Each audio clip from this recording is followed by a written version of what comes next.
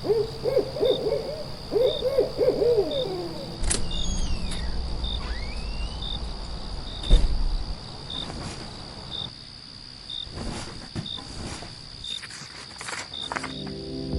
listeners, you're listening to the Midnight Readers podcast. Grab some tea, a midnight snack, and cuddle up in bed as we dive deep into today's most popular fantasies, sci-fi, and mysteries, and romances.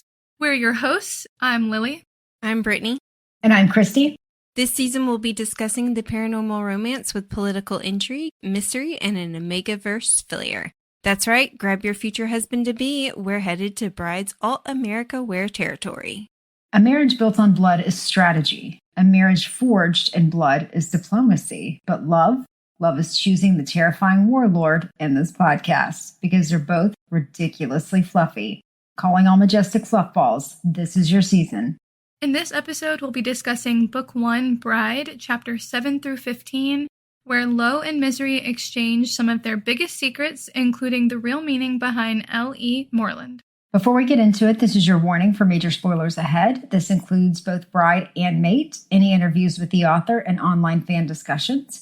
We're also avid fans of the Moss universe and might accidentally let spoilers slip for other popular romantasy book series as well. Starting in advance, like the books, this podcast is rated R, so be warned. Also, a friendly reminder to please like, subscribe, and follow. You can find us on Instagram, Threads, Facebook, and YouTube. You can also join our growing community on Patreon for bonus content and more. All right, well, last we left off, we were kind of starting off on some shaky ground with Lowe and the werewolves. We ended our section with Misery deciding, oh, now's a good time to break into Lowe's office. So we start there. I just wanted to note the opening quote. A lot of these quotes seem to be like a look into Lowe's mind or things that are going on with him. I first thought they were him, but I'm starting to doubt that. It's like someone looking in from the outside or something. But it says, they rarely touch. When they did, her wrist accidentally brushed against the front of his shirt, and he found himself tearing off the piece of fabric where her smell was most intense. He slipped it in his pocket and carried it everywhere, even as he leaves to avoid her. I just was already obsessed. I was like, I opened the book and was like, this is going to be a good one. Like, I was like, yes, let's go. I still think it's him. I don't think You still think it's him? Yeah, because the way when you're narrating a book, it's limited third person, but I still think it's him. Could it be like a journal entry? Yeah. I doubt he journals. Well, he draws. I guarantee you he journals. I just think some of it I was like a little confused about the perspective, I guess. But yeah, I mean, I still think it's about him for sure. I mean, even though limited third person can be it focuses on the one character, and it's very much like you could put I in there, but instead they go he to put some distance. But I don't know. I've never really understood the appeal of limited third person. Yeah, I get that. But also, I thought she was breaking into his office, like you said. No, she's breaking into his bedroom. I thought that was later. Yeah, the office is later. She breaks into his offices later. But yeah, that's where she gets caught, right? Yeah. But right now, when she's like, oh, Lowe's gone, I can break into his office, I thought she was going to climb up the roof and go, sneak into his office. Oh, yeah, no, because he ends up saying later that he smells her on his bed, which also is confusing later. But you're right. It is his room, not his office. Yeah. And I mean, she made it sound in the previous chapter that it was going to be the office that she goes to. And then I was like, what the fuck? You're breaking in his bedroom? Oh, and going through his underwear and looking at his lube and Yeah, I mean, maybe, I don't know. I did also think it was The Office, but maybe she changed her mind and I missed it. I don't know. I missed something completely there. But she does. She goes through and she snoops around and she sees a lot of things that she probably is not supposed to see. But she finds a portrait of her hidden in the bottom of his bedside table. Which I don't get. Because the drawer was locked. Why was that drawer locked? Well, so nobody could find it. Yep. Because it's a portrait of her. It's in his bedroom. Who the fuck is going to be snooping in his bedroom when they can sniff? Misery. Anna? Misery is going through his shit right now. She found it anyway, but he thought he was secure. But Anna as well. Yeah, I think Anna's a good answer. Like a reasonable But all answer. she does is get in his bed and cuddle with him. Until she gets bored, looks in there, and then takes that out to all the other wolves. I just feel like it was supposed to be some big metaphor for him locking away his desires, but it didn't sit well with me. Well, no, that's not. I didn't really think about it at all. No, because the loop is in another drawer. But he put away. If the lube was with the picture, maybe. Oh my He God. put away his drawings and his desire to be an architect and came back and be alpha or whatever. I just didn't think it worked really well because why would you lock that away? It doesn't make sense. I could see him locking away the lube from Ana. No, that's just in the top drawer. I really did just think it was because it was private. Like if he didn't want anyone to know that he had drawn this picture of her. He's still trying to pretend he doesn't have any feelings. If it was just the picture of her, that I could get that. But it's all his drawings. I feel like this is nitpicking to a degree. So the picture of her was just a piece of paper that slid out. It wasn't part of the book. Yeah. He could have, if he was just trying to hide that picture, he could have hid that picture by itself. I really don't get your point. I find it confusing as to why it's locked away. It's not some big secret. Everybody knows he's an architect. It was in his damn file. It does not make sense why he locked this away. I'm just saying I think it's not that crazy. I don't know. Maybe he just really didn't. Maybe he didn't want to look at it. I mean, there's a lot of reasons I could see someone putting it in there. I can see reasons why you put it in a drawer and hide it away. I don't see the reason why it's locked. That's you lock things that you want hidden to the point where you think people are going to go through your stuff and it's super, super private. Like if he drew her naked, I could see that too. I just, the pictures of the buildings, I just don't see why it has to be locked away. I felt like that was weird on his part. Okay.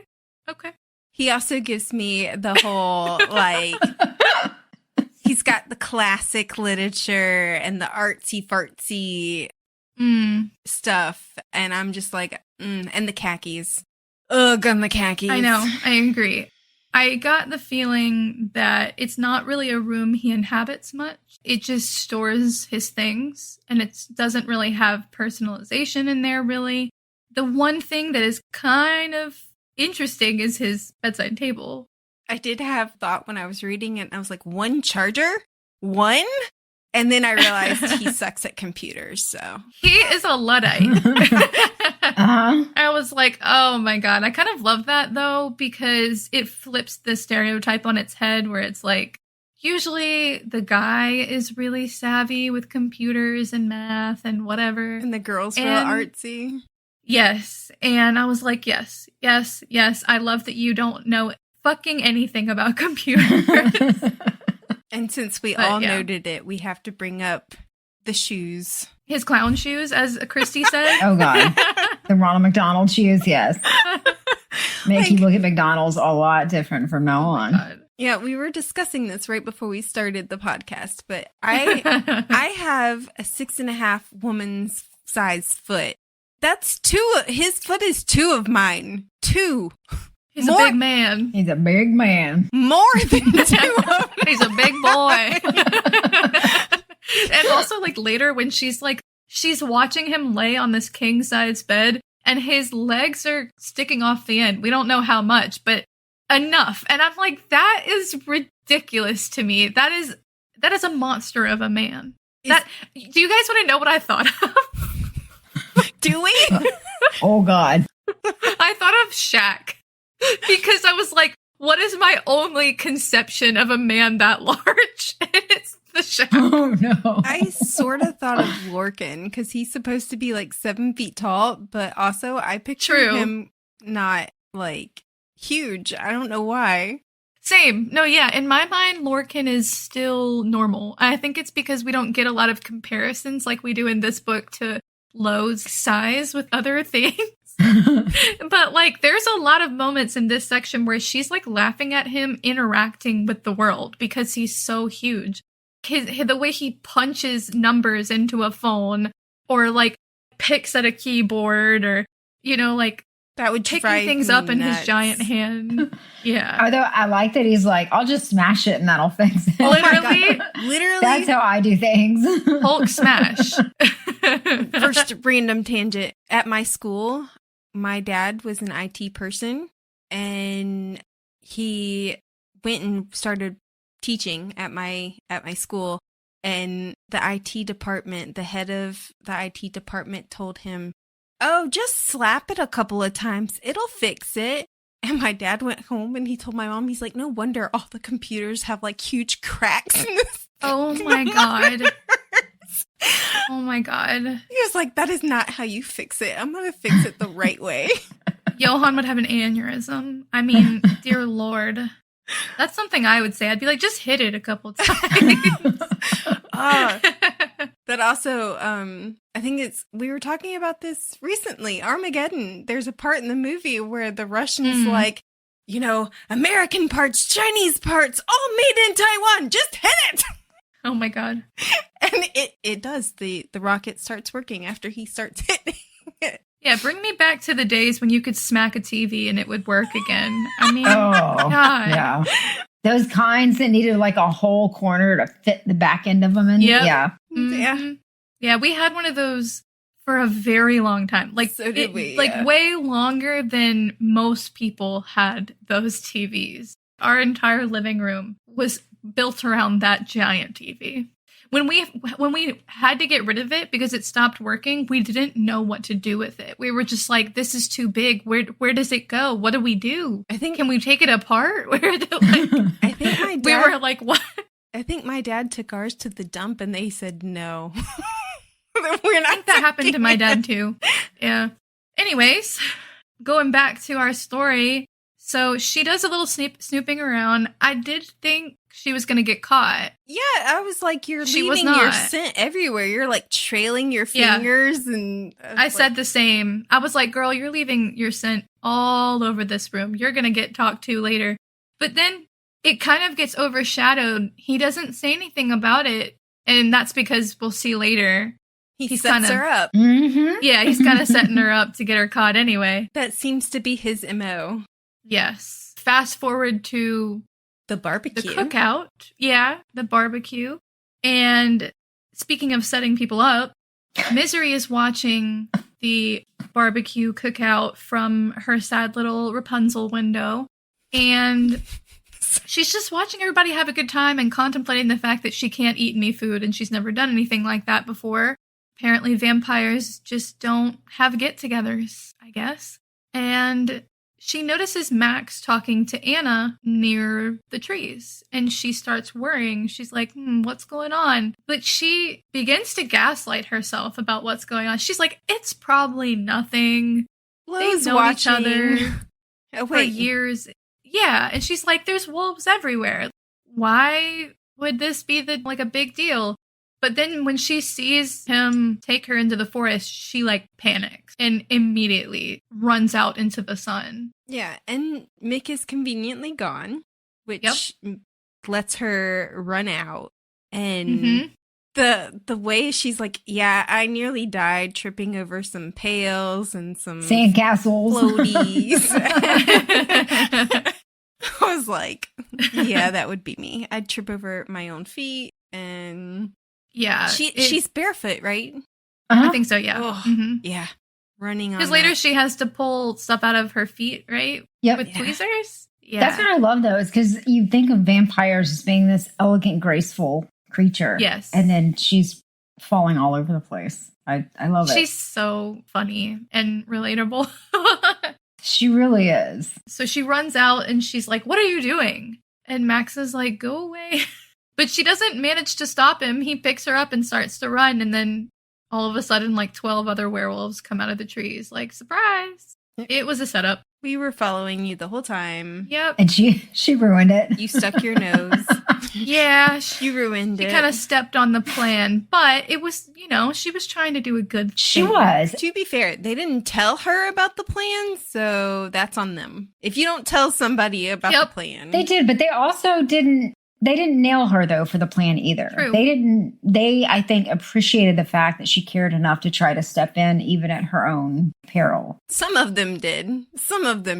Yeah. I've kind of thought they would go a little harder on her. So yeah. I agree on some level. Because at first I was like, ooh, this isn't going to be good. But once, Kendall and Cal, got it out of their system, they were just like, yeah, she was trying to help. Mostly Cal. Kendall's just sassy. Yeah, he's just sassy. But Max is sitting on the couch with his hands tied behind his back. And that's when we realized, oh, he really was trying to kidnap her. Like, what? And so she's sitting next to him because she's also concerned she's in trouble. And then we find out Max is 15. Yeah. Yeah, I was like, excuse me? I thought he was an adult. Yeah. Yep, that I was also did. The impression that I had. Reveal of the century. I was like, what? Yeah. 15, which also Misery didn't know either, which is like a testament to her not being able to tell someone's age.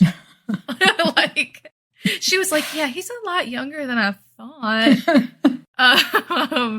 But turns out they were trying to set him up to see where he was going to take Ana, and they were using her as bait, which is like questionable, but to be fair, Lowe was right. He can't know who to protect Ana from if he doesn't know who to protect her from.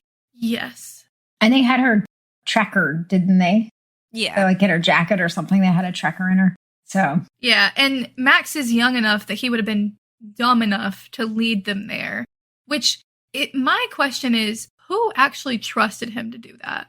If he's 15 years old. I mean, they are pushing the Emery thing pretty hard, and while I'm not super, it isn't her, I'm like questioning, is it really going to be that obvious? Yeah. I don't think, though, that because that's what they said later on, is that they didn't trust him. They didn't really give him, that's why they didn't give him any information. He never really talked to anybody that he could, true. could tell them about. So maybe it was a test to see if he could, if he could do it and if he would. Yeah, maybe so. That's a good point. They didn't trust him with a lot of information. Now, obviously, they start to question Max to see if they can get any information out of him, but he starts asking for his mommy. And they're like, your mom would declaw you. For real. Yeah. They're like, I don't think you want to see your mom right now. Oh, wait, maybe we should give him to his mom. Maybe. Mm-hmm. We do find out from this situation that, one, Lowe is very fair, like almost to a problematic degree sometimes. Max is a child, and so I do understand going lenient on him. But at the same time, I was like, well, yeah, make sure he doesn't do this again. Yeah. Can you imagine just if this had gone the wrong way? Yeah. I don't know what I would have done. Two, we also find out vampires. Misery has this power to enthrall people. I will say about Lowe, I loved the whole, like, take off his sweatshirt and put it on her. That's one of my favorite things. Same. I definitely noted that. And I was like, this guy is amazing in my brain already. He is. And I love the fact that everybody around him, they don't question it because it's so normal for him to do that it's just like, okay. He would not be getting that sweatshirt back. No. Not at all. Does he? I don't know. I don't think he does. He seems to notice also just a lot of things that she doesn't even notice herself. You know what I mean? Like, he was concerned about her burn later because she was running out in the sun. Oh, and very detail-oriented. Yeah, and I do have to say I was wrong. My theory did not pan out because Emery was Roscoe's mate, not Gabrielle whatever her name is. So new theory on that is maybe he just he apparently only has Ana as his only relative, and he wasn't about to send Ana. Yeah. So he probably just lied and said, "This is my mate. Have fun with her." Yeah. That's my new theory. Is she's nobody. She's just a girl. Just somebody. Yeah. Just some girl who they said was his mate.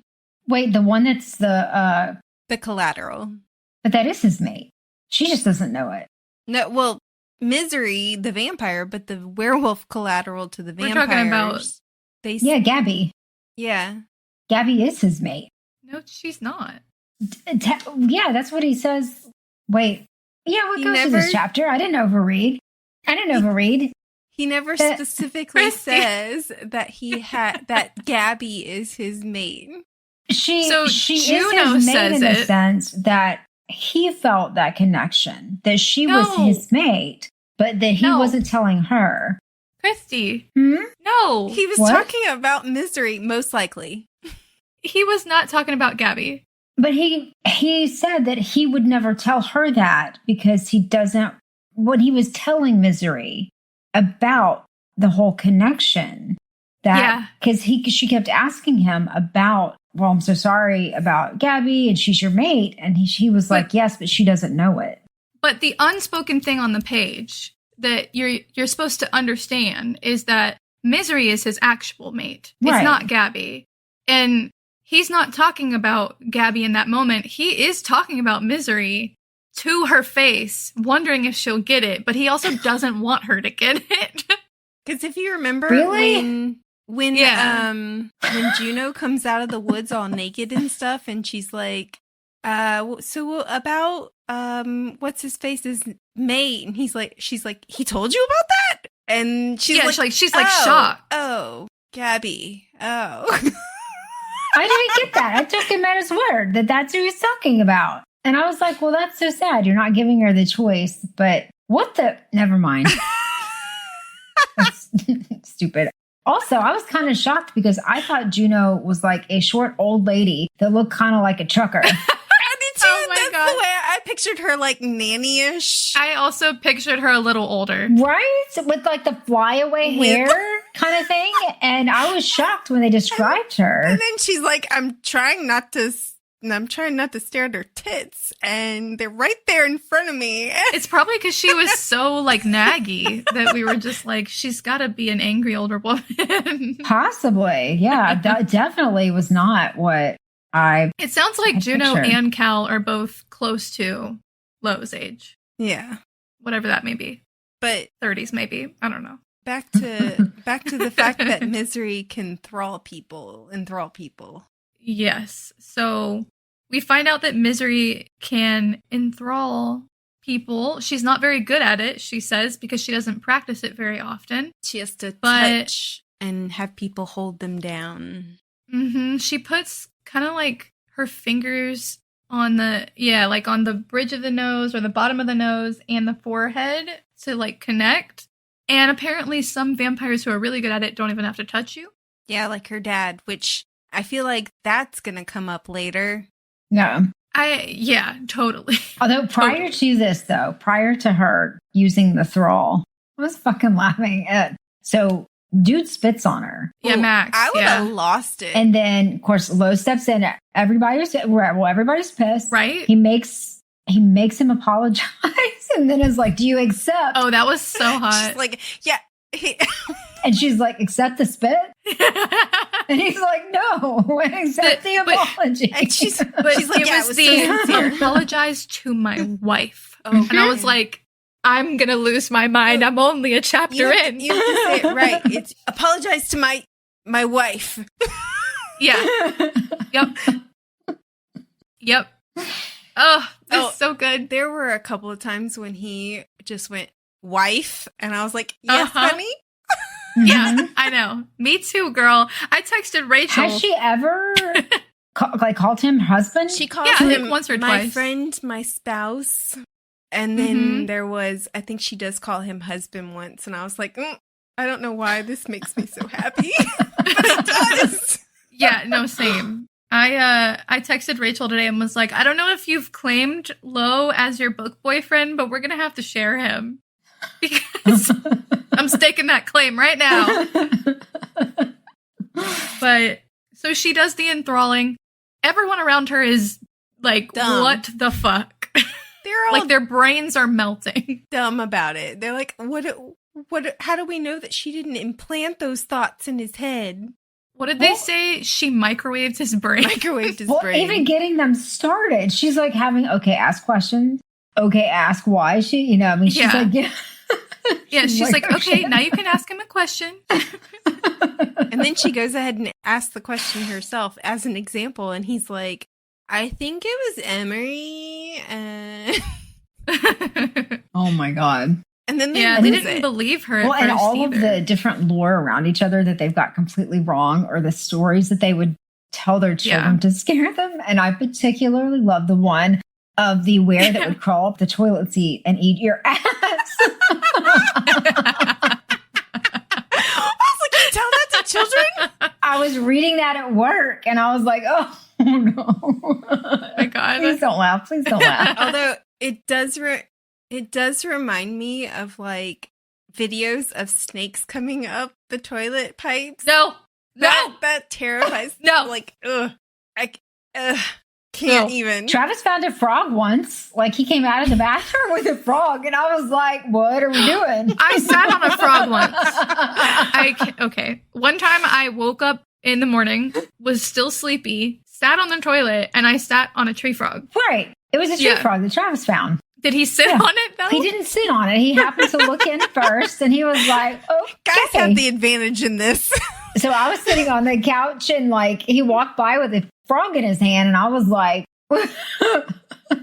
explain. I was so shaken that it touched my butt that I called my dad, and I said, come get this frog. Did it try to find a place to hide? No, it just stayed right there. No, my story, thankfully, I never had anything come out of the toilet and touch my butt. But that's why you look first. When I was asleep. Listen, open the lid, look down, turn around. There you go. When I was in the bathroom one time, like this giant spider came into the bathroom. Oh God. And I like pulled my feet up and everything, and it disappeared. And so the next time I used the bathroom, I was like, I wonder what happened to that spider. And then I, turned around to flush, and it was in the toilet the whole time. Oh my God, worst fear. Yeah. Worst fear. Yeah, no. No. Of course, he was in the toilet. The spider is also like my worst fear. That's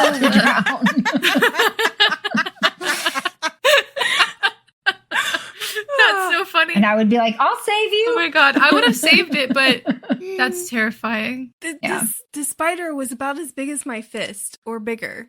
Huge spider. How did you miss that, girl? I know. I can't talk. A frog touched my butt, actually. I say, how did you miss that? Like, I'm not the one that actually sat on a frog. The poor frog was like, damn, it got dark. I didn't fully sit on the frog. It was like I'm also pretty sure that it was nighttime and I was half asleep. Cold nose. No, but for real, I was like, I sat down. It was like, like a little.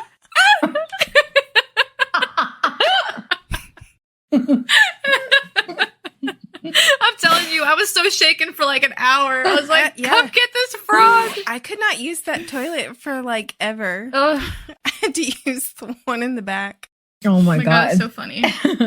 Anyway, we're totally cutting that out. Okay. Oh no. No one needs to know that my butt touched a frog. Okay? Yes, they do. It pertains to the story. Oh my God. Okay. But I also put in the hilarity of, oh my God, you tell children that werewolves come up out of the toilet? I know, right? That is really funny. I mean, I think it's funny also that they didn't believe that she could do that, and then she did it, and they were like losing their minds. Like, oh dear God. Like, it's like Alex all over again. But Anyway, so they do enthrall Max and they get some answers out of him, but Lowe sends her back to her room and then tells Mick to come back after he drops her off. And, he's just playing all kinds of games. Because the second that Mick is gone, she goes into his office. And it turns out, who is in there but a wolf? Cal, not just any wolf. His Cal, yes. And he's waiting for her. He's waiting to catch her doing the snooping. And she's like, leave me alone, Serena's fucking damn cat. Sparkles. Yeah. She did call her Serena's damn fucking cat for chapters. But then she starts to use Sparkles because she just like accepts it. Yeah. But she thinks it's Sparkles, so she's just like pushing her away, and it's Cal. She's like the entitlement of cats. Yes, right? That's what you get when you adopt a cat. You know that it's coming. He's growling. Yeah. So Cal growls at her, and then Lowe, catches her in the act of trying to. I love that she freaks out. She's like, are you a real wolf, or are you aware that, just spends time as a wolf? And she's like, she's so funny. Oh my god. Yeah, no. And Cal is just like, are you fucking serious? Like, he doesn't even say anything, but that he's like, come the fuck on. And Lowe comes in and he starts asking her questions like, what are you doing? And Alex is with him and he's like, Alex, go see what she's doing. She's like, I'm just checking my email. He's like, that doesn't look like Yahoo. And I was like, Yahoo? Yeah. That doesn't look like Yahoo. And I was like, excuse me, sir? Who the fuck uses Yahoo? I'm telling you, that's what she said. She was like, Yahoo. He's a boomer. He's a Luddite. He's a boomer. Yeah. He's an old man. That's an old man. An old, big man. Big ass man. Clown shoes ass motherfucker. But Alex starts looking into what she's been doing because apparently Alex is the head of the security team and is an IT dude. And she's like, as he's doing this, she's like, you set me up. And he's like, yeah, you're not very good at this. Yeah, you're not. Sorry, honey. This is when You broke into my bedroom. Why did my bed smell like you slept in it? Mm-hmm. I was just about to say that. I was like, this is when he reveals that his bed smelled like her. And I'm like, why did it smell like that? She looked under the pillows. Yeah. Did she? I must have forgotten that. But clearly that's driving him fucking up the wall because he's just like, I can't escape her anywhere. But oh, damn, it's here too. Exactly. I don't think he wants to escape her. I think it's a little bit of... It's I want it, but I can't it's torture. have it. And it's torturing me. Yeah. She's like a Pringles. Like, you can't have just one. Yeah. Sure. I was just like, okay. Oh my god. She's forced to tell him what she was looking for, finally. Which is like, I was glad because it was time. I wasn't. I feel like after this, the tension of like, is she going to get caught, or, the investigation kind of, I mean, I'm glad that they're working together, but I feel like the tension just kind of dropped, and I wish it would have gone on just for a little bit longer. I don't know. I think the tension shifted from being, is she going to get caught, to what the fuck is going on with Serena and what the hell is going on with Ana. Yeah. And I'm not mad at that. I don't think that's mystery, but I don't see that as tension. There's not a, oh, is she going to get caught, like on your toes kind of feel. It's okay, what the hell is going on? I don't know. I was going to say the same thing. I felt like it shifted into a different type of tension versus him catching her. Now with them working together, and are they going to get caught at Emery's place or whatever? So it's just shifted to a different type of tension that I'm looking forward to. And also the tension between them. Yeah. Yeah. And they haven't kissed yet. I don't know. I don't feel the tension between them. Not yet. Okay. Like, I get that, like, the bantering is cute. She's just so blatantly like, he hates me. but she doesn't talk about how much she wants him, that I just don't get the tension there romantically either. Maybe it'll get better. I don't know. Okay. I like the fact that it's not like a straight up tension like it usually is. To me, it resides more in that I think she's so used to not being truly seen or wanted that to her, she likes him. He's very nice to her and everything like that. But she just, in her mind, there is no concept of somebody wanting her in that way or choosing her. Plus, she thinks he's got a mate. Yeah, I think that's part of it. Yeah. I love that fact is him thinking of her in that way, but yet for her, she doesn't see it. And I think him slowly bringing that out of her is what I'm enjoying. I get that. Same. I absolutely know that there is no way that if I ever met Felix, he would be interested in me. But that doesn't mean that I'm not sitting here at home watching videos of him going, oh my God. Like, I feel like there needs to be more of that for her. I mean, so 2 thoughts. The first one is that me personally, I just really enjoy pining and I feel like there's watching no pining. him lose his mind. Girl. Not on her part. Not on her part. I'm not talking about her. I'm talking about him. Watching him lose his mind slowly is doing everything for me, okay?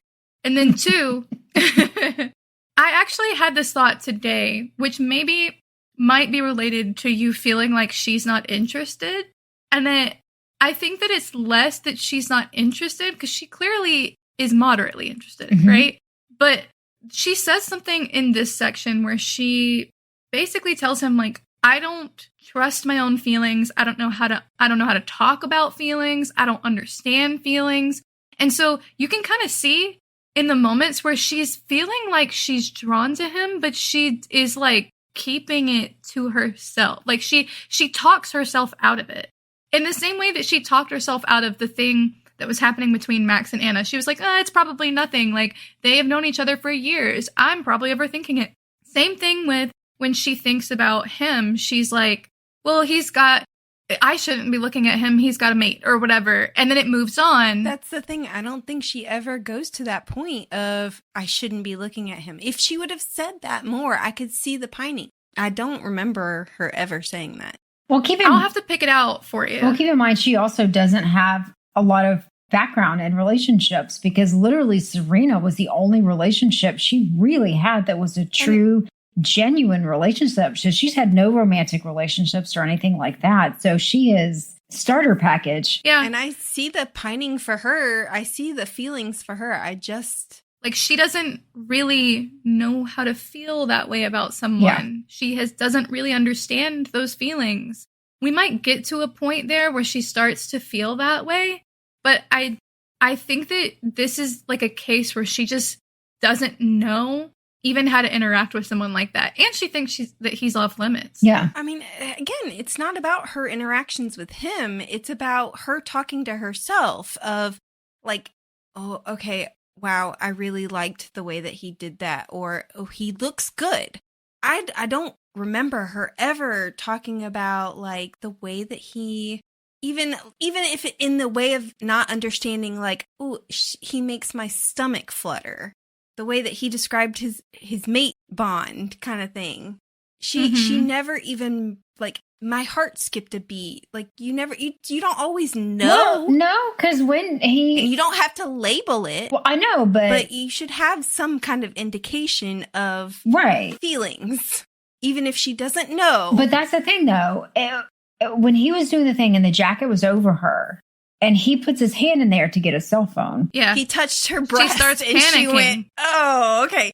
She's like, whoa. I mean, like, she really was like, yeah. There's a lot of different places like that. And also when she starts like smelling him and she starts going, whoa, what is going on? She does say that his blood smells really good. I do, like, that is an indication. I don't know. I just wish there was more. Okay. I don't know. I don't feel that way at all about the book, but I feel like there's some things I could point out to you later after the show. As far as the plot goes, not the romance, I did wish that there was a little bit more tension in the plot of there's no repercussions whatsoever of her breaking into this computer or getting caught. It's just immediately like, you're forgiven and let's move on because she's adorable. I mean, yes, but also I think he trusts her. Yeah. Almost possibly to a fault, but also I think that's kind of the nature of the genre. And the mate thing. Like, I understood why he trusted her. That's why I wish she hadn't have been caught just yet. Mm-hmm. But I do think it's partly the nature of the genre, because we only have one book to explore any of this. Only so much could happen. Yeah. That's why it's both a fall in love while still not trusting each other. No. That's not fun. No, that's not love. Yeah. That's enemies to lovers all the time. All the time. Yeah, I guess so. But I just feel like this, to me, is more satisfying. Them trusting each other and actually, like, enjoying each other's presence is maybe underrated. Like, yeah, I don't know. I don't know if they really like go to a point of enjoying each other's presence. They say like, I think they always do. I feel like we read a different book. Yeah, because I think they always enjoy each other's presence. The banter that they have, the blatant care they have for each other, the protective nature. I don't know. I definitely feel like there's a very strong connection. Yeah, I think so too. Like, I think there's a strong connection because of the mate bond that she's not aware of. I think that to say that she cares about him is maybe pushing it a little bit. I think she would. Yeah. I think she would put her life on the line for him. But I think what I love about this book that you so rarely get in books is that because they go straight for the romantic stuff, and it's just that's all it's based on is the sexual energy.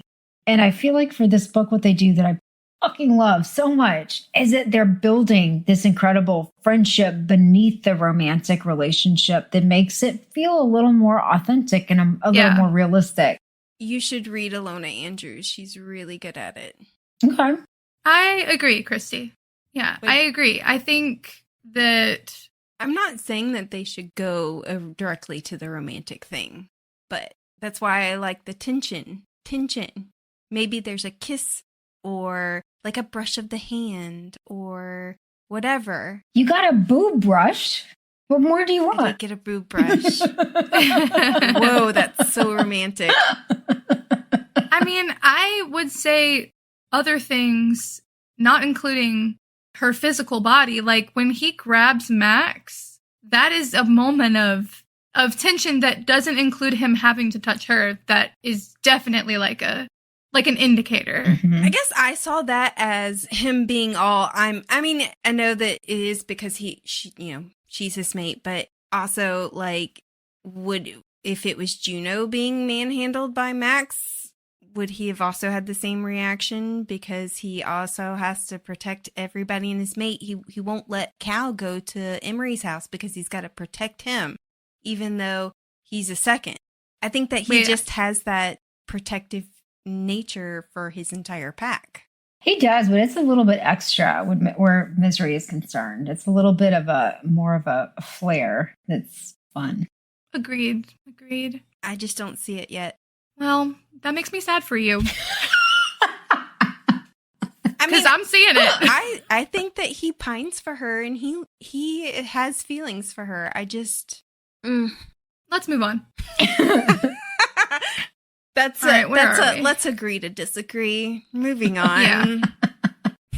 But we do find out, based on her snooping and her talking to him about Serena, that the L.E. Moreland probably stands for Liliana Esther Moreland, which is Anna's full name. Yes, and that did shock me. I was like, I wouldn't have expected it to be her that she was looking for, which I like. Same. I like shocks. So yeah, same. I was surprised as hell. I was like, oh, wait a minute, because we don't know much about Anna at this point, but now we know that she is a main focal character.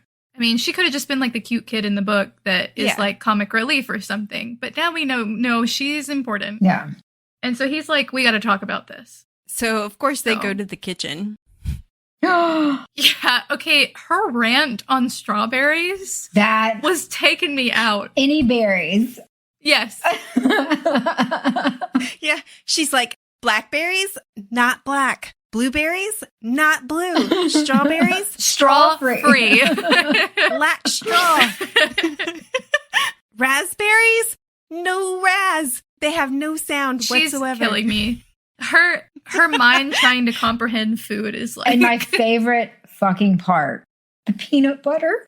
She sat there Dude. the whole time. She was more focused on that damn peanut butter than she is. She was. And then he's like She was. pushing it closer, pushing it close. You want some more? The quiet push, like, go on, eat it.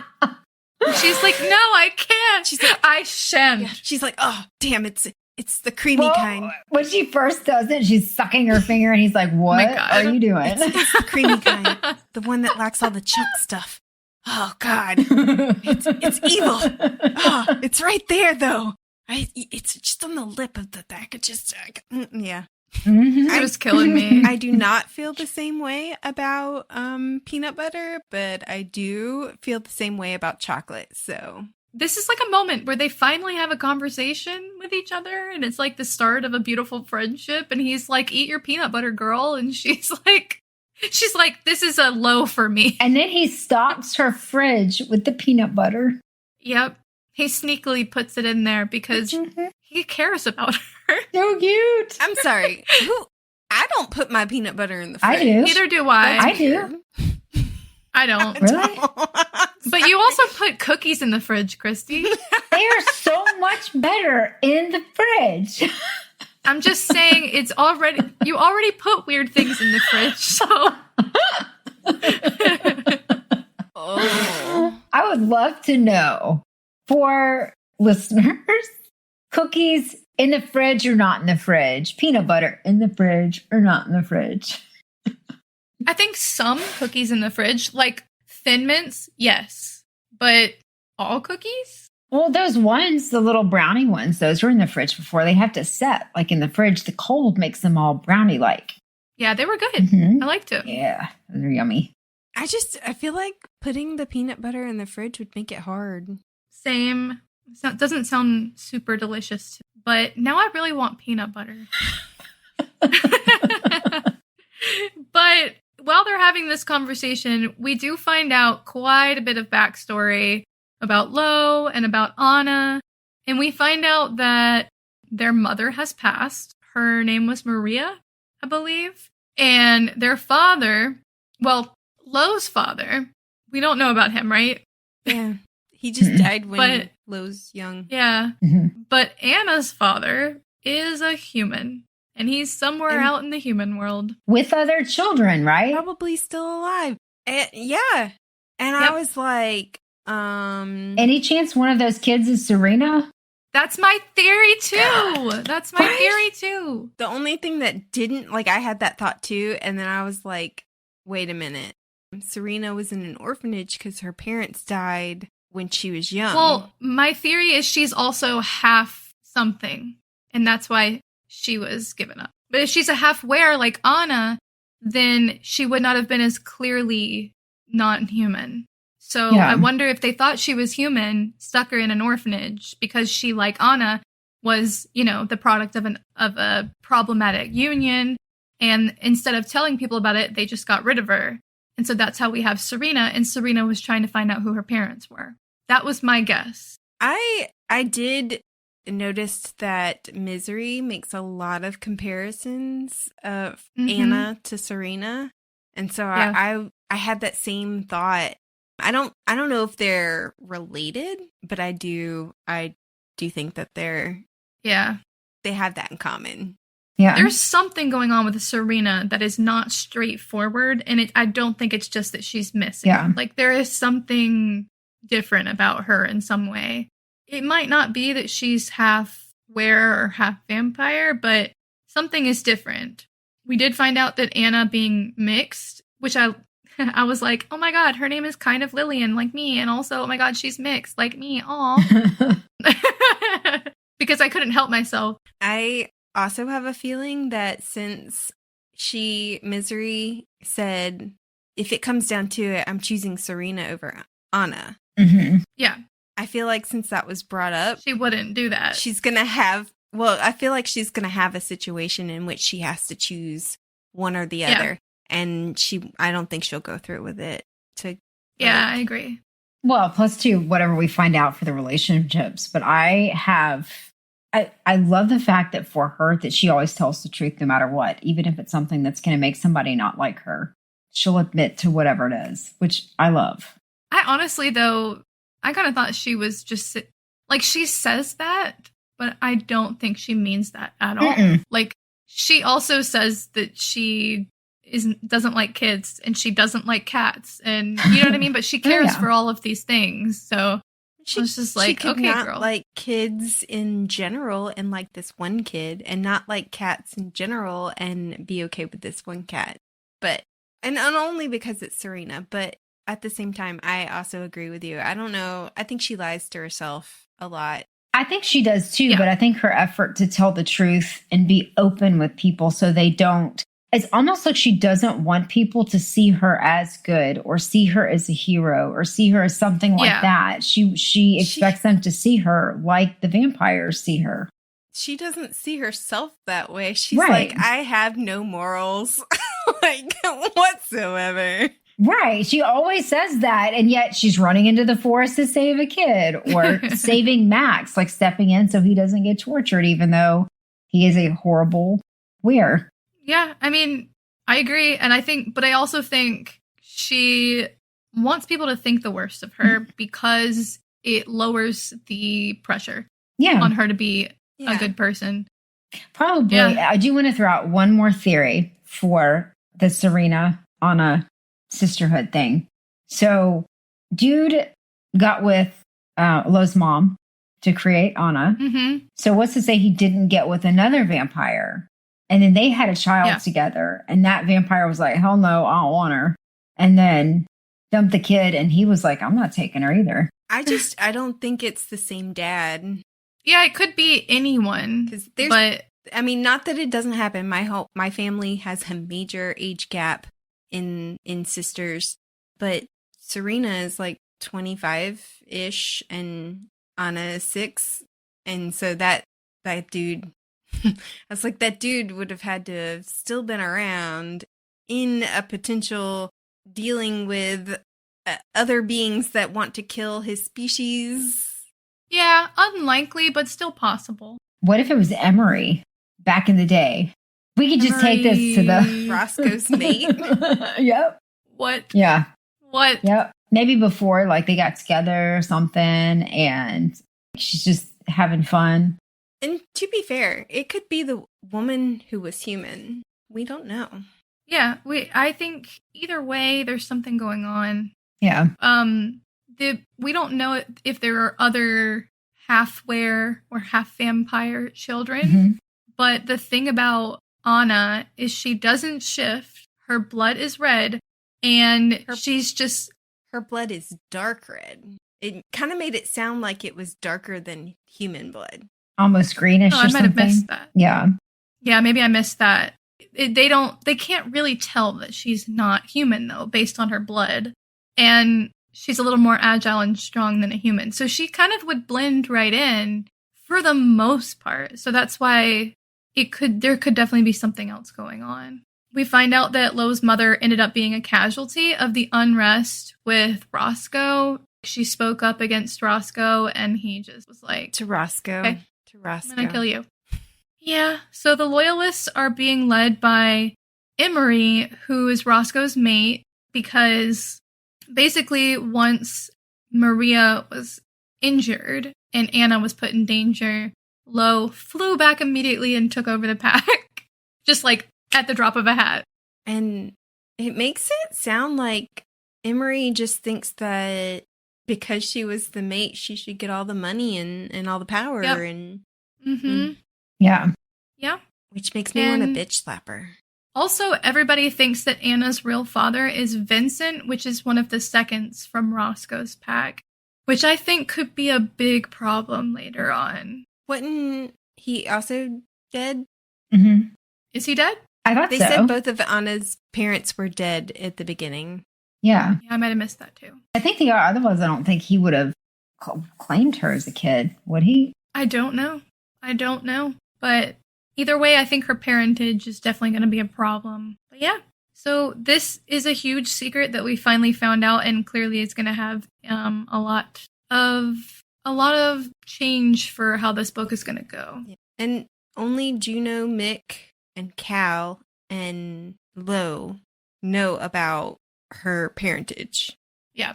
Because Juno is a geneticist and did experiments on her.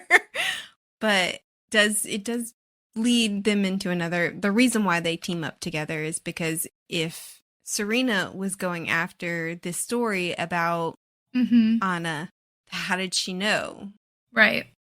So they're trying, now they can work together to figure out what's going on with Serena, and also what does Emery want with Ana, and so on and so forth.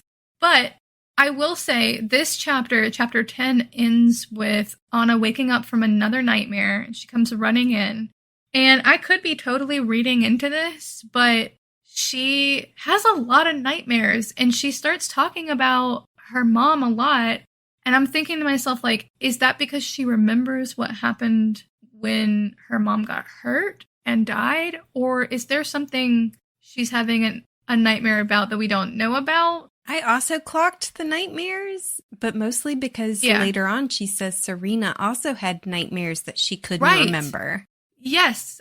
Yeah, exactly. And I ended up linking those together, but I also feel like there's a moment where Lowe says that poor Ana had to watch The Exorcist at a young age, and so he was like, well, that's why she has nightmares. I'm like, no, this has got to be a red herring. Yeah. This has got to be a red herring. Oh my god, I also, I noted The Exorcist, and I was like, that has to be what people think whenever they pick up a book thinking it's safe for their teens, and it's been put in the teen section because the main character is 19, and yeah. And and then they're traumatized. Like Zodiac Academy was originally put in the teen section. That is so not for teens. Not for teens, no. No. And also, like, one of the first books that ever traumatized me was 13 Reasons Why. Oh. And I read it way before this series even came out. And shoot, 13-year-old me had no idea what I was getting into. Not good. There was one book that was also popular that literally the teens there were like, we should have a threesome, but we'll wait until we save the world. What? What? What? There were these characters, and I could tell you the name of it any other time, but right now I can't remember. But yeah, no, the three main characters were like, yeah, we're so in love. We're in love with each other. We should have a threesome, but we should do it after we save the world. And then later on, they kind of go, oh yeah, we went ahead and had that threesome. We weren't waiting. Oh my god. Oh my god. Yeah. See, you gotta be careful about teen books. But back to the book, I do want to say one of my favorite parts of this section was Misery basically admitting that she loves to scare the shit out of Alex. And oh my god, the table. One of my favorites. The table? When they're like running out of blood, and she's like, oh yeah. He's like, what are we gonna do? Listen, but I love scaring a man. And I love that she's like, yes, I like making him scared. Poor little Alex. Yeah, right? I can believe he's 15. Absolutely. But he's not. I think he's a reasonable age. He's an adult. Yeah, but God bless him. Oh my god, he was like walking, the way he was walking around the room so that his back was never to her. Oh gosh, he's great. Mm-hmm. This is the chapter where we talk to Juno, which you had brought up earlier, Brittany. With her butt naked. Yeah, she comes running out of the forest just naked as the day she was born. Yep. And Anyway, Misery's like, did you know that you're naked? This conversation goes so awkward in my head because... Do you have a problem with it? If it were me, I'd be like... I'd totally pull the, did you know you were naked? Can you please cover up so I don't stare at your tits? Yeah. And Juno's like, is there a problem? Like, yes, there is, actually. But Juno... Eyes up here. But to her credit, she kind of... She gets redeemed a little bit. She does. I like her a lot better. Same. And she apologizes about everything. And I cannot help but laugh just picturing this serious conversation with her just sitting there butt naked. Yeah, I know. All I could think of was Mercy Thompson, who, like, she just has to be naked when she shifts back as well. And she's very comfortable with her nakedness. Yeah, but to be fair, other people are naked too, usually. It's not just her. Yeah. And she immediately gets dressed. She doesn't sit down and have a conversation with you. It's true. She tells us a little bit of a backstory. We find out Maria is the name of Lowe and Anna's mom. And we also find out that Lowe was sent away, kind of, from the pack. Because everyone knew that he was going to be the alpha. And so it was just kind of like he did it on his own. He was sent away young. But he never came back because he knew what was going to happen. I don't think he was invited back. He was sent away and like they didn't let him come back. That was my impression. Yeah.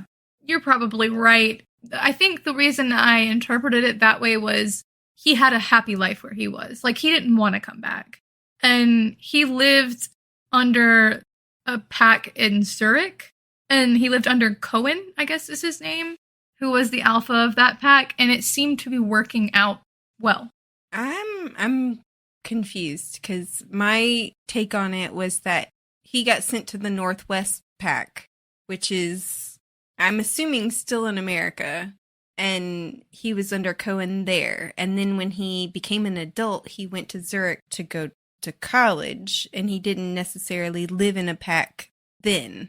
And I got the impression that he was not happy because they were like, he was so brave for not, complaining. And he was sent away and then knowing that he may not ever be able to come back to his home. And he was angry, but he didn't really complain too much about it.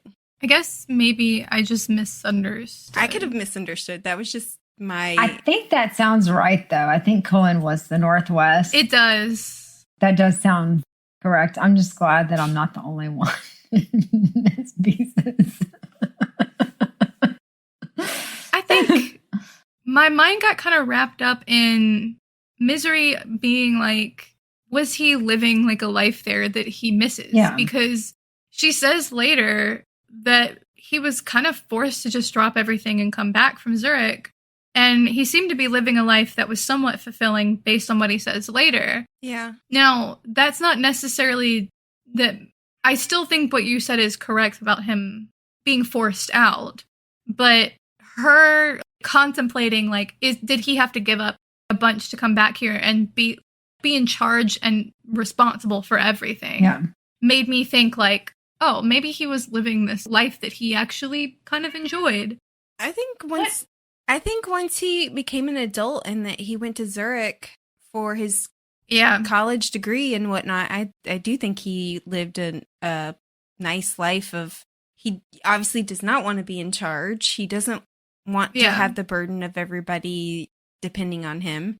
And he lived his nice, peaceful life doing the thing that he loves. Yeah. But back to her discussion with Juno.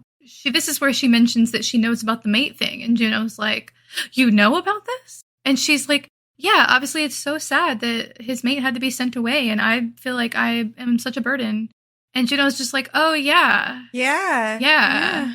That's absolutely, that's like when you almost spill a secret and you're like, oh, yeah, absolutely. Yeah, Juno was about to have a full conversation about that. But can we just talk about the brief moment where Misery is like, yeah, when we got in trouble as kids, me and Serena, when we got into fights, we had to cut each other's toenails to make up. And I said, what the toenail cutting fuck? What? Yeah. I think that was the human. They were trying to be like, give each other pedicures, but I don't know anything about that. So. That is the craziest shit I've heard in my life. It's like they make the humans like extra creepy. Well, yeah. I mean, if you remember understandably, if you remember in Twilight, Alice has that sleepover and she forces Bella to participate in pedicure, manicure things because that's what human girls do. Oh my God. That's different than you both sitting there holding each other's toes and using the clippers to clip the toenails. That is all. That's like a Criminal Minds show. Yeah. It's honestly like a weird kink. Like, that teacher needs to get the fuck out. Right. They never actually said what the teacher did whilst this was going on. Or caretaker. Yeah. Yeah. There's some tapes there somewhere. There's something. Yeah, there's something wrong there. Something wrong there. Yeah. Oh, man. That shit was hilarious. I was like, no wonder she's laughing, because what the ever-loving fuck did she have to go through? That is wild. She's like, you don't want me to cut your toes now, do you? Yeah. She's like, no. Handshake is fine. Handshake is fine. Please, handshake. Yeah. But oh my God. Juno was willing to cut the toenail if necessary. Ew. It's killing me. They came to a truce, which was beautiful. Mm-hmm. I will say I thought it was funny that she was like, yeah, he's free to find his happiness. Yeah, he's free. I will say this is also a really cute chapter because since it's during the full moon, Ana and Misery are stuck They're so cute. Stuck inside the house together, and Ana comes to her room and is like, "Can I come in?" And then can she sleep in the little thing with her? And then she takes her covers and her pillow. And braids her hair. I fucking love that. Can I braid your hair? Yes. Absolutely fucking no. And then later on when he comes in and finds her, she's like, I am the victim. 6 braids later. Yeah. Do you not see this? Do you not see the braids? I sacrificed. Just the writing in this book is just so fucking good. Honestly, this is about, to me at least, this is about as perfect as it gets with writing. I am multiple times laughing out loud, putting down the book because I'm so embarrassed at myself for loving it so much. Like, I'm loving it. Yes. Absolutely. Yeah. I like it. I needed this book. I just, a little bit more tension. I really needed this fucking book. Like, just something about it is so comforting and damn, I don't know. Yeah. Yeah, I'm really enjoying it too. And I think there's a little bit, it's like it kind of makes me think of like romance plus slice of life. It's like homey feeling, but also like still romance and like some fun. Mm-hmm. It's like there's very little stakes, and I kind of like that. Yeah, there is, but I feel like eventually there's going to be more. Maybe we just don't see it yet. Just the build is smooth. I mean, it to me is a typical romance, which is there are not a lot of stakes. Like the stakes are low. And I'm happy with that. Like, I'm in a zone where I don't have high anxiety, and that makes me feel good. This feels like the bourbon of books, like just a smooth, mellow. Whereas the paranormal romances I typically read easy. are like moonshine. We need to find a serial killer, and if we don't do it, you will die soon, and I have to protect you. Those are fun, but like sometimes I want to enjoy the reading a little more and not freak out. Yes. I guess I operate better when I'm freaking out. All I can think of is in the back of my head is you freaking out about Seth almost dying. Just, oh my God. But those are my favorite moments. And then me in the car, just keep reading. It's fine. But I do think that this is one of the cute moments when he comes in and he's like, I am freaking out because Ana is nowhere to be found and she's in here with you. And she's like, yep. Mm-hmm. I didn't ask for this. I didn't ask for this. She's like, I am also a victim here. Also, why didn't he think to check there? She told him that Ana comes and visits. Know. Yeah, I don't know why he wouldn't think immediately. But I think they're sleeping in the little closet or whatever. So maybe he just didn't think that it was to that level. True. I don't know if he has seen her in her closet yet. Has he? I don't know. I don't think so. I don't know if he's seen her sleeping in there yet. So, yeah. But the next chapter, we get the scene where we find out that Lowe is a boomer and he doesn't know how to work technology. And Alex, poor sweet baby Alex, is like, I've tried to teach him this 16 times. Please, God, help me. Let me tell you. Him going, I'll just figure it out later. Yeah. Coding was one of the hardest things. Coding is hard. It's a bitch, yeah. That I had, like, I taught myself bare minimum. Yeah, no. Bare minimum. And, oh my God. Yeah, no. I was contacting my cousin, like, explain this to me, please. Yeah. My husband does that. I don't do that stuff. No, I mean, you fuck up one tiny little thing, none of the code works, then you have to go back through all of it to find the fucking bracket that you missed. Oh. Yep. I didn't find it boring. I did enjoy it. But again, bare minimum. Oh God. I was about to rip my eyeballs out. Theme of the episode is Brittany likes things that stress her out. I like things that challenge me. No, I'm just kidding. Yes, I mean, I do, but yeah, I know. Apparently I do like things that stress me out. And also in this, finally, I get an amazing sister Virgo. I was so excited. Oh my gosh, yes. Finally. I was like, Anna's a Virgo, Oh my God. Yes. I was waiting to hear the astrology or the sun signs of the rest of the crew, but no. I know, right? I was like, oof. But how funny is it that Mick is the astrologer of the group? And Misery doesn't have a birthday. That blew my mind. That's real sad. Like, how do you not just at least note in somebody's file the day that they were born? The vampires apparently are born as empty husks, and they only fill their days with strategy, drinking blood, and strategizing against their enemies. But this is what I had a huge question about, because the way that it makes it sound at the beginning is that the decisions that they make are based on the good of the whole, the good of everybody. Right. But if you don't even socialize and you don't give a shit about any of the other vampires, then why bother having that as your outlook? It doesn't make sense. They do seem to care about the survivability of their species. Yeah, it really is depressing. Yeah. It's so depressing. But it just sounds awful to be a vampire. And Misery kind of talks about that a little bit, how she's never had a family dinner.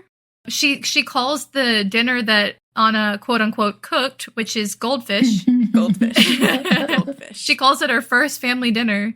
And she this can't is kind even of eat. Yeah. But she will she eat. Doesn't have to chew. Right. But then Lowe calls her out for it. Lowe's like, wait, you do? And she's like, shut up. She's like, shush. Apparently eating is shameful. It's shameful as a vampire too, which is ridiculous because it's wasteful. Right. I was about to say, because it's not like it's done for pleasure. It's not done for something she needs, which is like, girl. She needs the taste in her mouth. Yeah, she does. I love that he later on he's like, what do vampires do for pleasure? And she was like, I don't know, fuck. She's like, I guess sex? Like, question mark? She's like, I don't know. I'm a raging virgin. Like, she does. She's like, I have no idea. But I just love how she terrorizes them, especially Alex. Yes. She's like, we just drink everyone's blood. And the birthday party plans, my favorite line, I'm not a very bouncy person. Yeah, Anna's like, okay, well, your birthday is going to be this weekend. Yeah. But we do find out that she can't have her birthday party this weekend because that would mean that Lowe would miss it because he has to go on a trip. Which he's like, have it without me, it's fine. Yep. And apparently this trip is to see Emery. And Mick is like trying to talk him off of this ledge of just going by himself. And I was like, okay, just get over it and go ahead and invite Misery because you know you're taking her because you can't do shit with a computer and she's going to end up doing it for you. Yeah, totally. And I feel like we could have seen that coming. Love that. They were going to have to work together. Very buddy cop. Love it. Yeah. Also, just a little gushing moment. I love that in this scene, Ana crawls into her lap while she's talking and like nuzzles into her. And it's when they're talking about this trip to see Emery. And I feel like it's because Ana knows that they're talking about something scary or something uncomfortable and she's wanting comfort and she goes to Misery, which I think is really sweet. Mm-hmm. Yeah. But the next chapter, we come into the scene with Misery climbing up the roof like Ana does. And she's like, okay, it's not that hard, I guess. And who does she find up there but one very angsty werewolf? Yeah, and then she's like, oh, sorry to intrude on this private spot for you. I'm gonna go. And he's like, no, just stay. It's fine.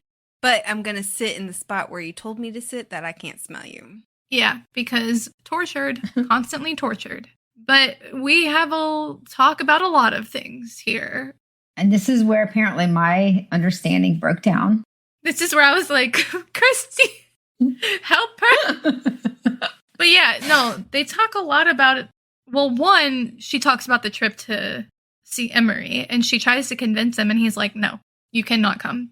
But she kind of manipulates him into it a little bit because she's like worming her way into his heart a little bit by opening up. And she tells him about Serena and that her and Serena had a huge fight before Serena went missing and how it's kind of eating her alive, that she doesn't know, how that fight ends.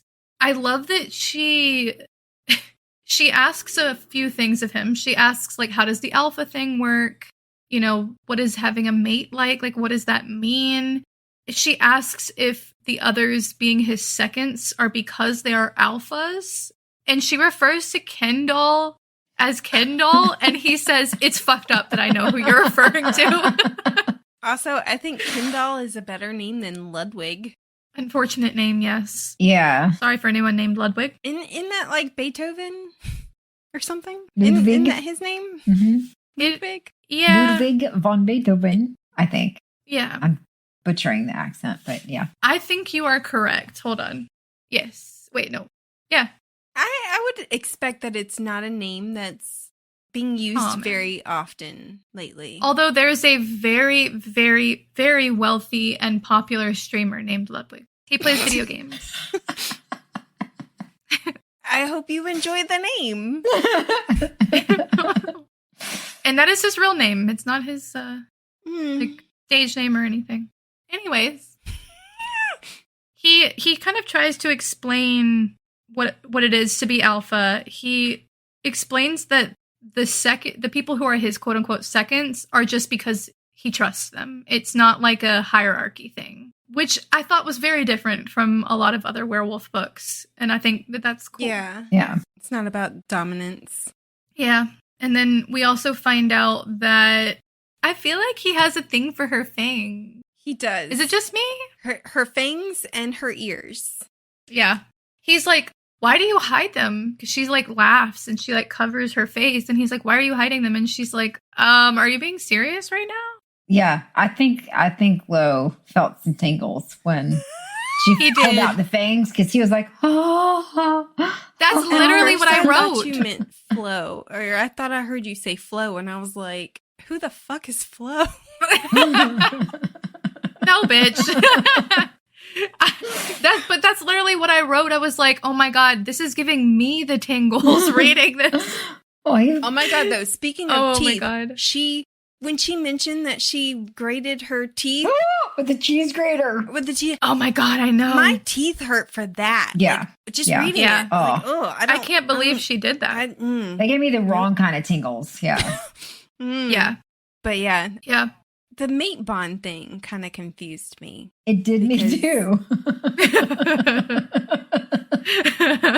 Mostly because he's like, it doesn't actually mean anything. It's not better or worse. It's just that's the person you're meant for. But it's not. Yeah, he said it's not more valuable. Yeah. Yeah. And so I was like, then what's the purpose? I don't know. I think it's just like a biological thing. Just like it's a dumb biological thing that she has to drink blood. There's also, when she explained the enthralling thing in biology terms, I was like, what? Which she explains like their eyes essentially move back and forth so fast that it puts some people into a trance. And I was like, girl, that's crazy.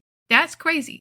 I didn't need a biological explanation for that. You could have just said it was magic and I would have been like, okay. Yeah.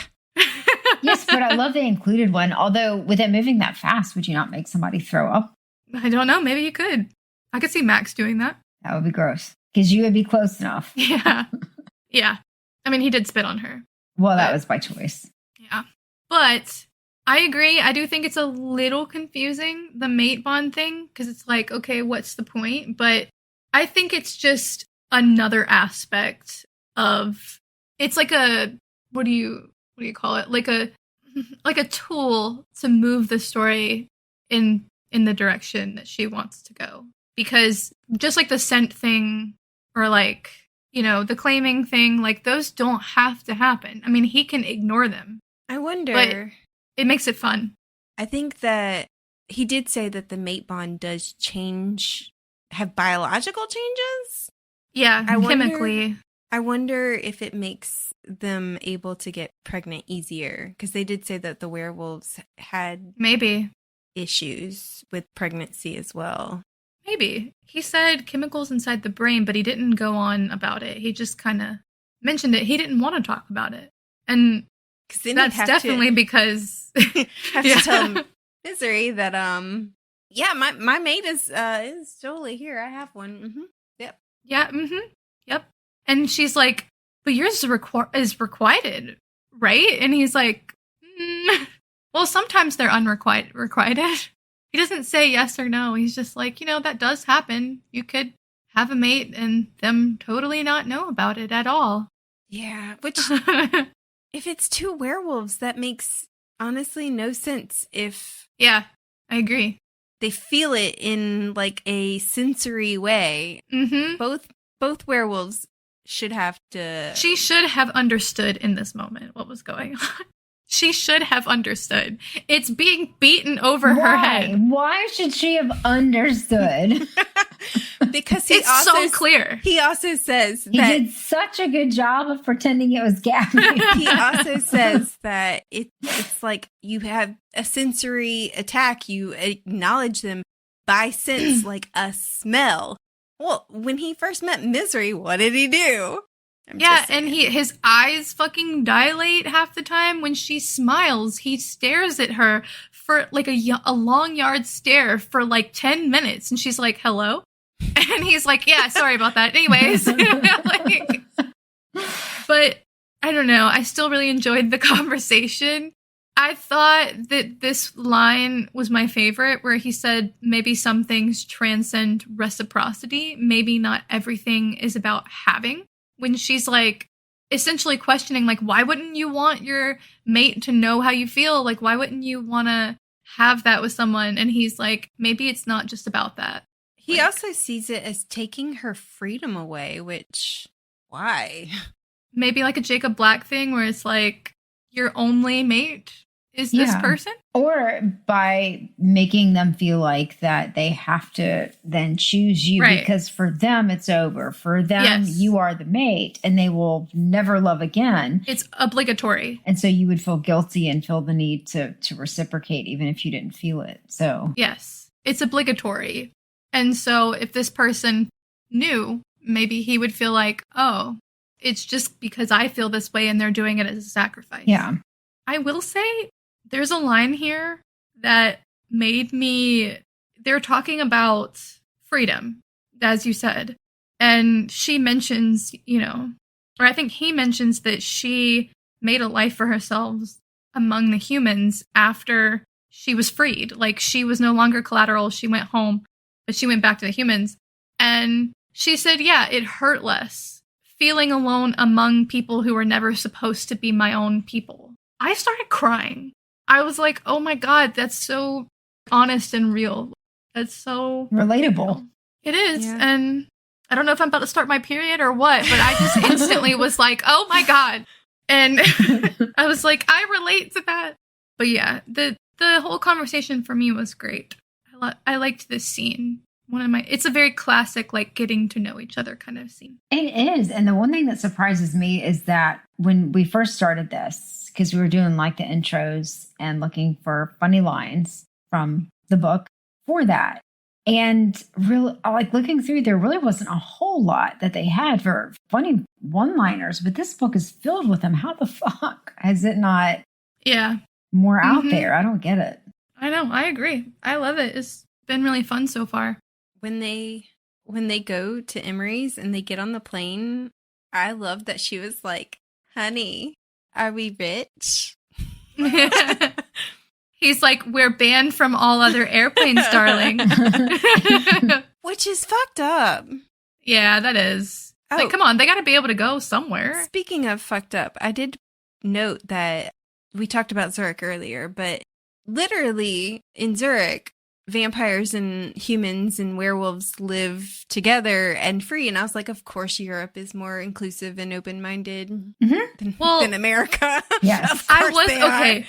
Yes, but I thought it was funny and very, in my opinion, European. I don't know. Maybe some Europeans in the chat can tell me otherwise, but they live together, but they're still separate. They tolerate one another, but he said the vamps didn't interact with him. Yeah, but the humans did. Yeah, I guess, but I'm just saying, isn't it funny that they do tolerate one another, but they're still all separated into their own little cultures? He said that the vamps and the humans hung out all the time. It's just the vampires don't see any need.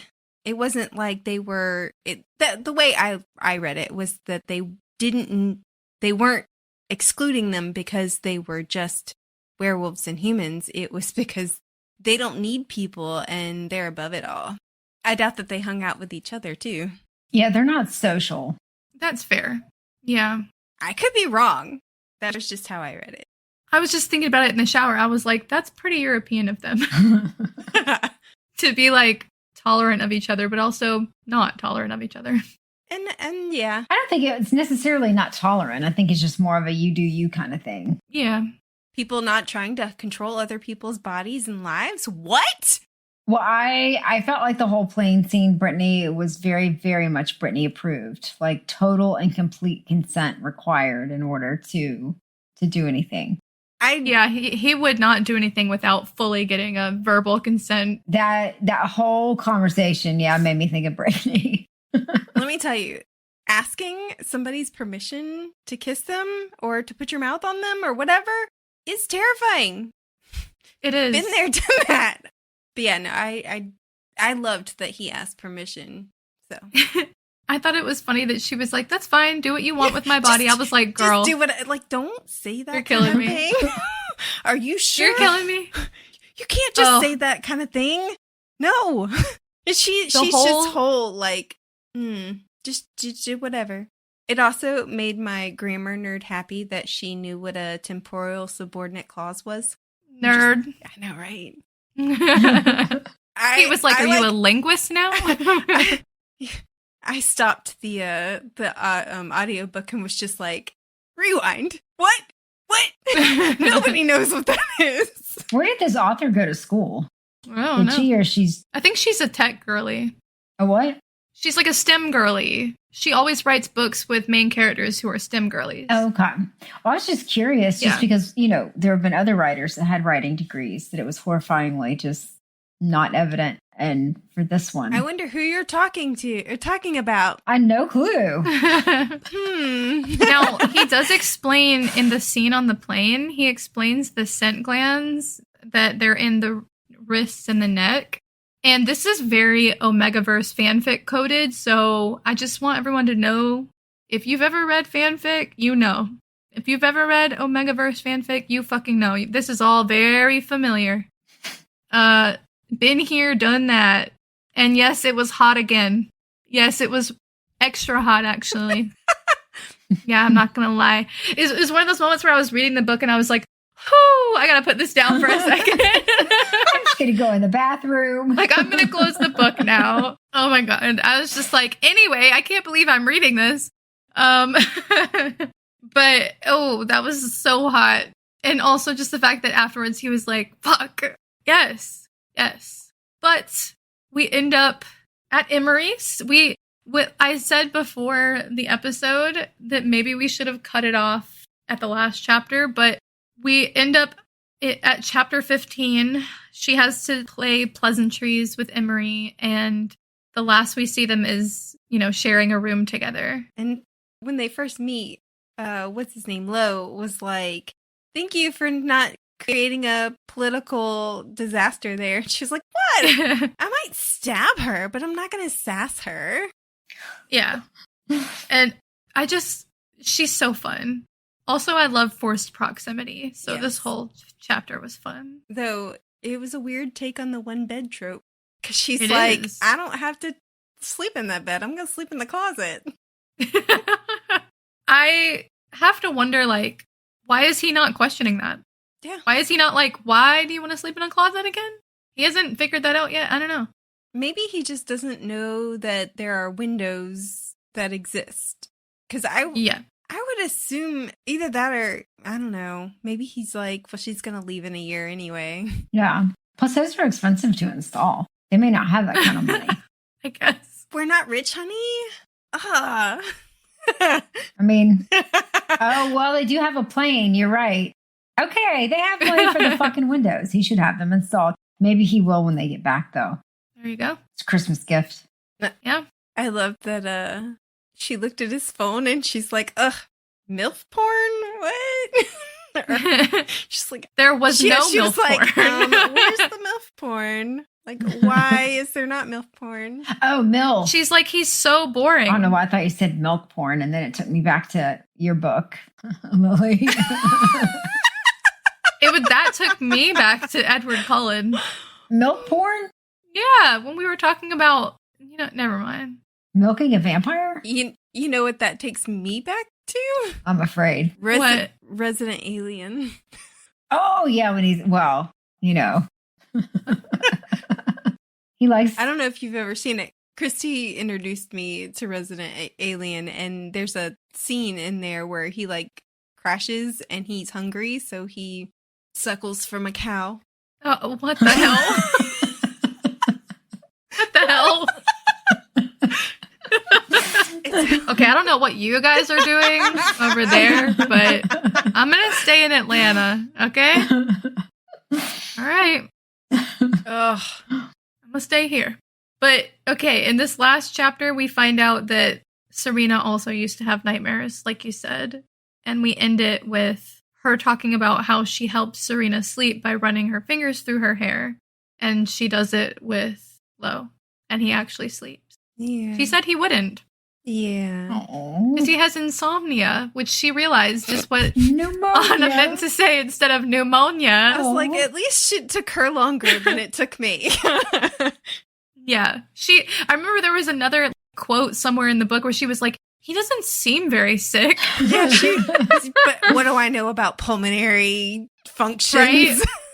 Anyways, but any final thoughts on this section? I was enjoying it quite just as much as the first. Yeah. Personally. Yes. I didn't quite enjoy it as much as the first because for me, again, the tension has kind of lessened, and there was the tension of getting caught in the first one. But I did like it. I still like the book. I love the banter. Yes. She's incredibly ridiculous, and I love her so much. Yes. But okay. I guess we'll end there, and we hope that everyone will join us for next week's episode. We'll be discussing Bride chapters 16 through 24. New episodes drop each week, and don't forget to check out last season's discussion on the Twilight series, available now.